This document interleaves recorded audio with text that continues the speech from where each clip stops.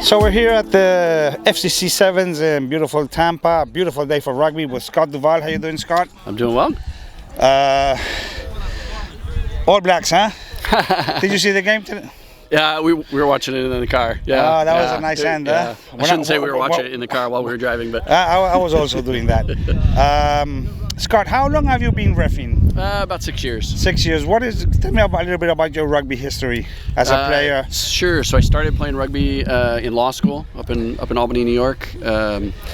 Played up there for a bit, and then when I moved to town, played with the Hammerheads for a bit. Back before it was the Hammerheads, so it was Naples Rugby Club.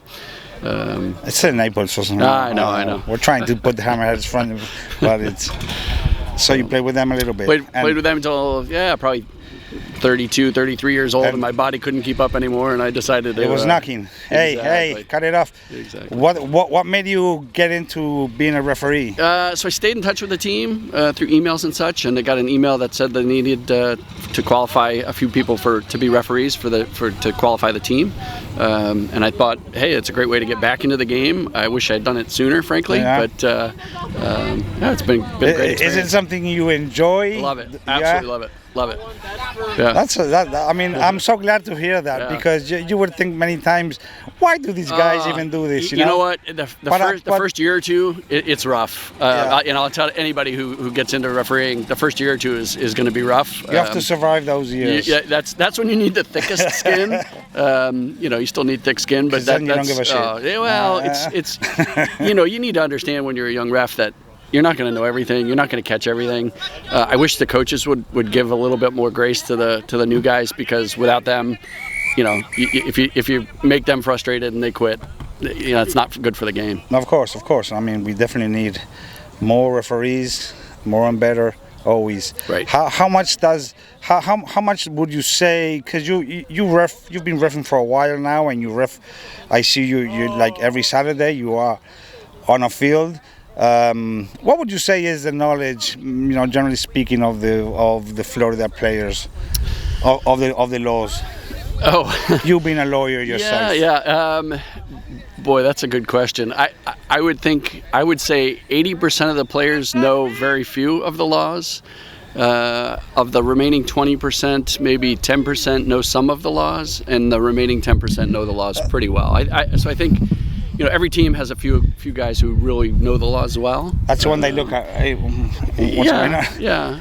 Tom was saying the other day that he sort of thought that, or he sensed that, the players learn the laws mostly because they are just being told what the laws are. That's right. And they're not getting them like. Yeah, there's from no the chalkboard book sessions. Exactly. Right. There's no, as referees, I encourage all the new referees to sit with your law book every day and read it. And next to the Bible. Yeah, absolutely. Or absolutely. Instead of the Bible. No, not instead of. I don't know. Okay. The Bible's a little bit more important in my opinion, but.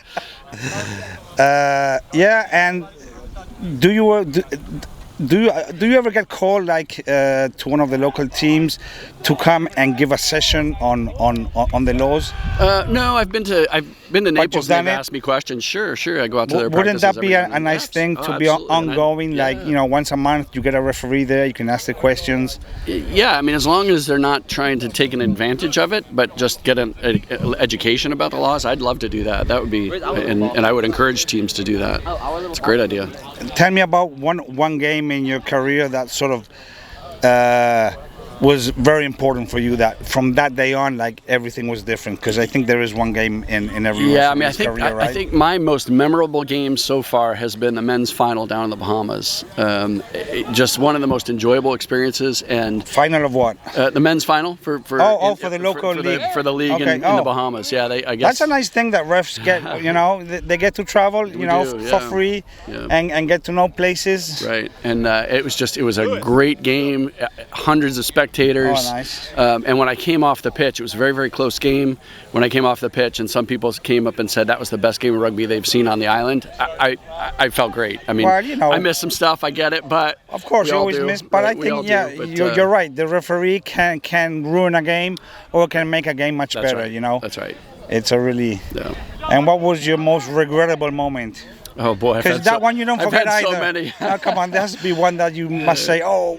Yeah, no, we all blow it every game, and probably the most regrettable was I was again refereeing a final for I think it was U14s, and it was two teams that were both wearing red, and one team scored, and I marked it down on my scorecard for the wrong team, and so 2 minutes left in the game, the kids asked me the score. They thought it was tied. Oh my God. They then went and scored a try and thought they had won, and then afterwards we corrected it and they had lost, and I felt bad for the kids. So that was probably my most regrettable. Okay, good thing it was a U14. Yeah, U14. Okay, if it was man, maybe you got beaten up. I don't know. How would you say referee abuse is in Florida in your experience? Frankly, it's getting better. It's getting better. It is. I think, and maybe that's because as I'm more experienced, I'm making less mistakes. Perhaps I'd like to think that's part of it. But I think coaches got the message a few years ago that that abusing referees is not helpful to the game. It's not going to help them in their game, and it's not going to help the game in general. So I think it's been a lot better the last few years. Still has some work to do, but of course. Okay, listen, I'm gonna let you go because I know you're the boss referee here today. You're gonna be stepping on a pitch in a few minutes.